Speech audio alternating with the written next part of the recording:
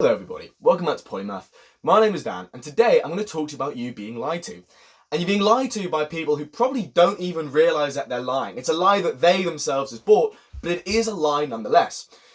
So what do I mean? What is this big lie that we see so much in Western culture? If you look at a rap song, or you look at a pop song, or you look at all these influencers online, if you just go on any kind of screen and start scrolling, you'll be bombarded with people telling you about how rich they are, how much money they make, how many cars they have, how many designer brands they have, how cool they are for having money. They will denigrate people who don't have money, and who don't have things, and who don't possess designer goods and luxury items. Well, all these people are bragging about wealth, and it's something called conspicuous consumption. Conspicuous consumption doesn't refer to eating. It's not that form of consumption. Conspicuous consumption is when you buy something, for example, a supercar or a designer brand, purely to show other people that you're able to afford that. So a supercar, for example, is what's known as a status symbol. So social status is essentially just what other people think of you, right? It's essentially a reputation. I talk about social status a lot on Polymath. There's a lot more about it than episode 13 on just why we care so much about it. But it is a thing that we do care about. And the whole point of conspicuous consumption is that you're buying things, you're buying expensive things, you're showing them off, and you're saying, hey, look at me, I'm able to afford this, isn't that cool? You might not be saying that explicitly, but that's the point of buying it. You're buying it to show off your status. And you see this all the time. There's so many examples of this. You look at any rap song, or lots of pop songs, you look at any major influencers, and they will constantly talk about how rich they are and how much conspicuous consumption they engage in. And here's the thing. They're not bragging about their ability to meet their economic needs. They're not bragging about their ability to provide for their family. The point is that wealth and conspicuous consumption, so wealth and wealth as a means for gaining social status, and by the way, it doesn't have to be the case that wealth is tied to social status. It happens to be the case in the society we currently live in that social status is often tied to economic considerations like how much money you have and how many designer goods you buy. But social status is a very fluid concept, and in lots of different groups, it's gained in lots of different ways. It is an inbuilt human drive to desire social status. However, there is nothing innate about the way in which we acquire social status. The culture that we live in determines what gives us this concept of social status, what gives us this good reputation. Currently, you see all these people talking about how rich they are and how they derive social status from being rich. That's why they're talking about how rich they are. They're not presenting the importance of economic needs. They're presenting wealth and conspicuous consumption as inherently good, not as means to another end, but as an end in themselves. And what's more, as a consequence of that, they're saying not only are they great and cool and worthy of respect and worthy of attention and worthy of status because they have wealth and engage in conspicuous consumption, but they're saying that if you don't do that, if you don't have wealth, if you don't engage in conspicuous consumption, that impacts your social status and therefore your wealth. A really great example of this is the quote, "What color is your Bugatti?" And it's a quote from Andrew Tate. It's basically a way of saying, if anyone ever says something or criticizes you, a way that you can denigrate them is by asking, what color is your Bugatti? With the implication being, if you don't have a Bugatti, your opinion isn't worth listening to. For reference, by the way, a BBC infiltration of Andrew Tate's online course, War Room, actually found 12,000 leaked Telegram pages where people were being taught, like genuinely trained, to isolate, abuse, and coerce women into forced sex work. So, not a great source of advice. But anyway, I digress. The point is that kind of view, whilst reaching its highest form of virulence in someone like Andrew Tate, is actually really, really popular. You see it in rap culture, for example, in rap songs, all the time. This is materialism. This is what materialism is. Materialism is not the belief that a certain degree of material security and wealth is needed for you to be happy. That is basic science. We know that. That's not controversial. Materialism is the idea that wealth and conspicuous consumption are ends in and of themselves. They are inherently good, and they are ways to judge the worth of individuals and ways to assign social status. That is materialism. Here's the thing. This has zero scientific backing. It's not based on any kind of genuine research. It's this sort of conception which roots in people's heads and which people transmit and perceive as inherently good. There's no reason for that whatsoever. Let's actually investigate that a bit further, because when I said earlier how there is an innate human drive for social status, that is true. You've evolved as a human being. So just as evolution has shaped your body to be a certain way to help you survive, it's shaped your mind to help you survive as well. And all these sort of psychological constructs that we have, emotions, rationality, happiness, love, fear, morality, the desire for social status, the desire for wealth. All these are evolutionary adaptations. They're psychological tools that helped us as hunter-gatherers survive. That's a really, really key point. So we have these innate drives that accumulate things, to accumulate material goods, and we have this innate drive to gain social status.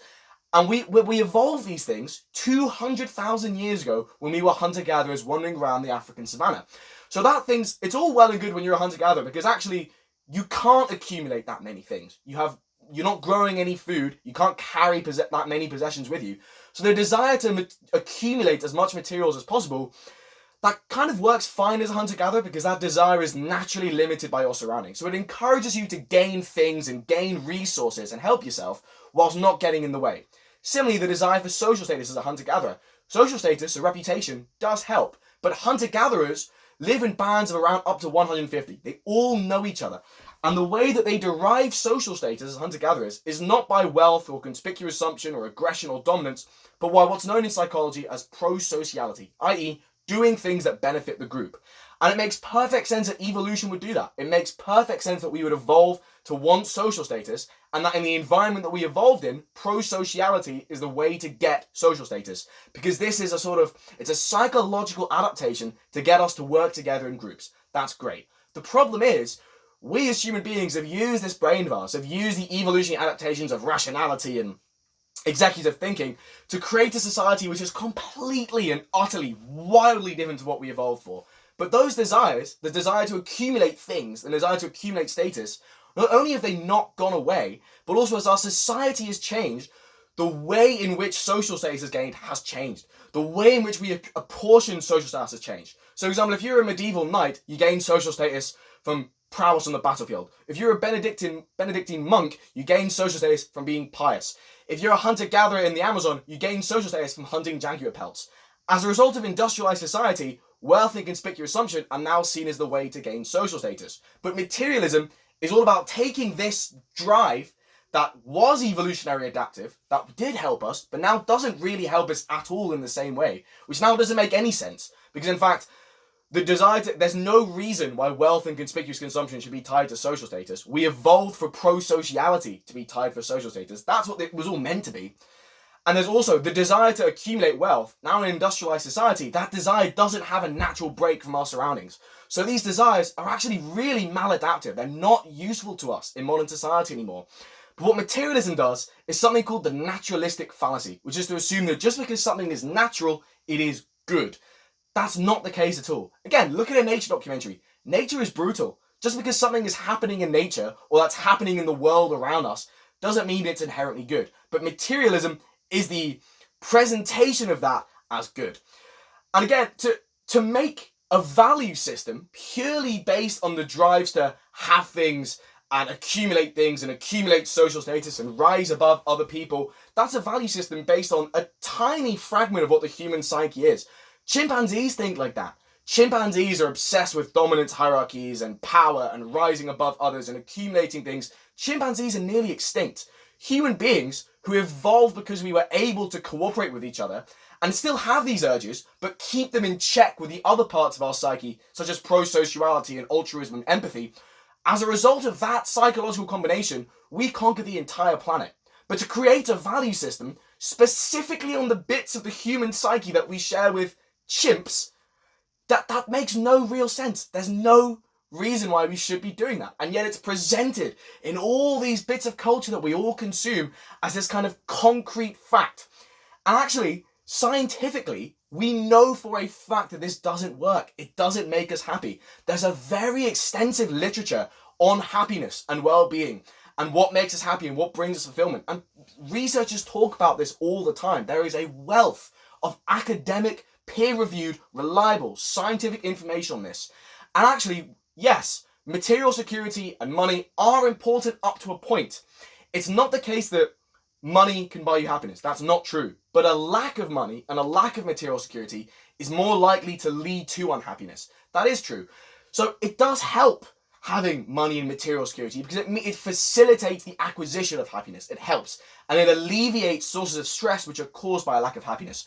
But that's only valid up to a point. And that point, that annual income in which empirical evidence reveals that you no longer gain increases in your happiness after it, varies country by country.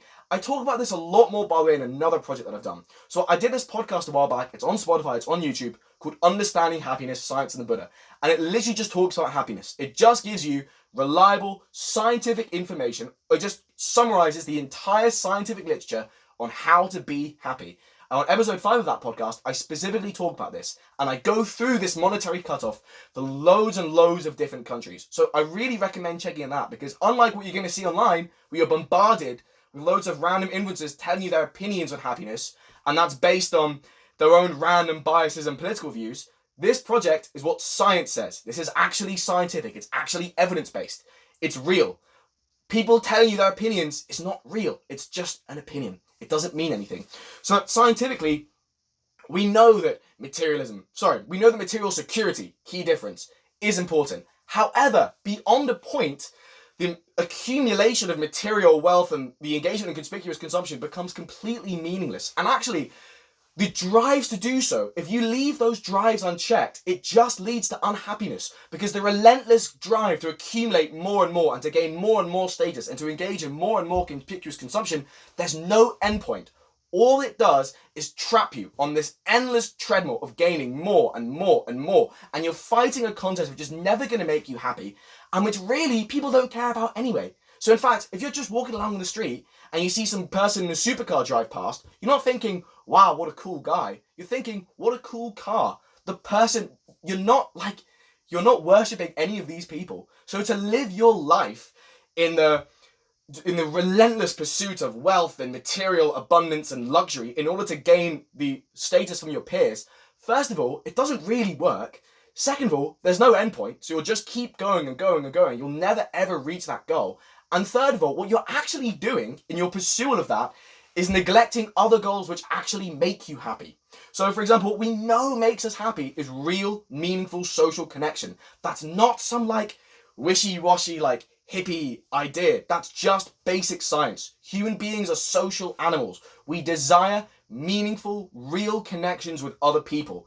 And if you're living your life accumulating wealth and rising to the top and screwing over other people and trying to pursue this abstract idea of social dominance in order to rise above other people and reach the top and accumulate as much stuff as possible and be as rich as possible, what you're really doing is inhibiting any chance of meaningful connection you might have. It's because it's one thing it's good to be assertive. It's good to stand up for yourself. So being assertive is the idea of standing up for yourself and being self-confident without being aggressive to other people. But once you start being aggressive, once you start screwing people over, once you start walking up to people and bragging about how rich you are and denigrating them for not being rich, you're not going to make any friends. You're not going to make meaningful connections. And that's not this isn't some weird fringe hippie agenda that I'm trying to sell you. It's just basic psychology. We know for a fact that isn't going to make you happy. It isn't going to work. And ultimately, even if you have social status, if you are rich, if you are influential, if you do have all this stuff, if you're not actually happy, what is the damn point? If you're miserable in a BMW, then, maybe it's better than being miserable on a bicycle. Sure, but the point is, you're still miserable. You'd much rather be happy in a bad beat up car than miserable in a supercar. Because if you're miserable, all that stuff is meaningless. You're not even going to be able to enjoy being rich. You're not going to enjoy having a supercar. You're not going to enjoy having social status or fame because you are sad. And that you're not going to stop being sad because you're living your life according to a worldview and a philosophy which is driving you towards sadness.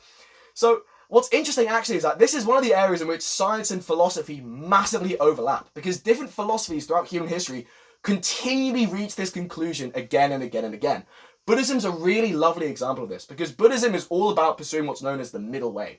So the Buddha, Siddhartha Gautama, he used to be this prince. He lived this life of material abundance, but he wasn't really happy. And then he went the other way. He lived a life of extreme asceticism and neglected all of his body needs. He barely ate any food. He lived in rags. He wandered around with no shelter. And he wasn't really happy either. And the Buddha was like, right, we need to have some kind of balance here. Clearly, having some degree of stuff is important, and poverty is bad, and we should try and help other people who are in poverty. But having loads and loads of stuff, once you reach a point where you're able to meet your needs, doing more is actively counterproductive, because not only are you not gaining anything from it, but you're preventing yourself from doing stuff that are really important. You're not engaging in real connection. You're not engaging in real introspection. You're not engaging in real wisdom. You're following this chimpanzee ideology, which any creature with a limbic system and basic human drives could formulate. You're not even thinking. You're not even like, I don't think people who follow this ideology of materialism have ever really sat down and rationally evaluated happiness and wisdom and meaning. I don't believe that it's a rational process. It can be rationalized. And I think lots of these influencers or other kind of public figures who talk about materialism have definitely rationalized it. They'll be able to tell you endless reasons why it's valid. They'll throw some form of evidence at you. They'll throw some kind of strange cognitive justification. But in reality, that's a rationalization of basic human drives. And if you're living your ideology according to just the basic human drives to have things and have social status, evolutionary drives, which, by the way, aren't even adaptive in your modern society, you're not really going to get anywhere from it. So other examples of philosophies that say this kind of thing: Stoicism, a really great example of this, a sort of more Western philosophy kind of thing than a Buddhist philosophy kind of thing. And Buddhism and Stoicism are the sort of key examples that I think have permeated Western popular culture, consciousness quite a lot. But there's actually loads of examples of these kind of things. Ancient philosophies, modern philosophies, it really is quite a common thing. And the final thing I would really recommend is just, and again, I mean, I know it's annoying of me, actually, to recommend my own things to you. It's arrogant. It's always like, oh, check out my own stuff. But it's not, that project that I talked about earlier, Understanding Happiness, Science, and the Buddha, that's not me giving my opinions at you. It's not me, like, throwing things at you.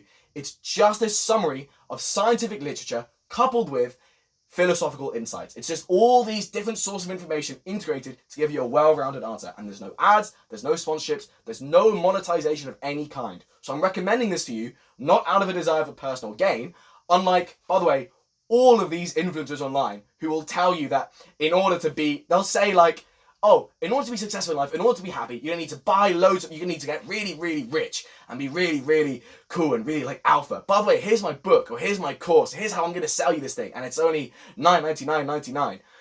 These people are trying to sell you something. They may believe the lie that they're trying to sell you, but it's still a lie, and they're still trying to sell you things.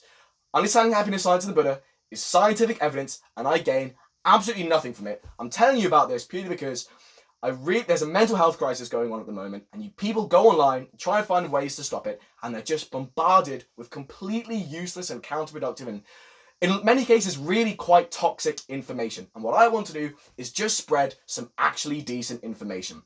And that's all for today. Thank you very, very much for listening. I really appreciate your time, and I hope this video has maybe helped change your mind on some things if you weren't already convinced about materialism. And I really want to encourage sort of taking a more critical lens of the world that we live in. Next time you're listening to a song, when you're seeing an influencer on your screen, or you're engaging in any form of media, think to yourself, critique it. Think to yourself, A, is this materialism? Is this just some pointless ideology which isn't going to make me happy? But in a broader sense, think about who it is that is telling you these things. Is it based on any actual evidence? Is it real? Is it scientific? Or is it just someone throwing their opinion at you?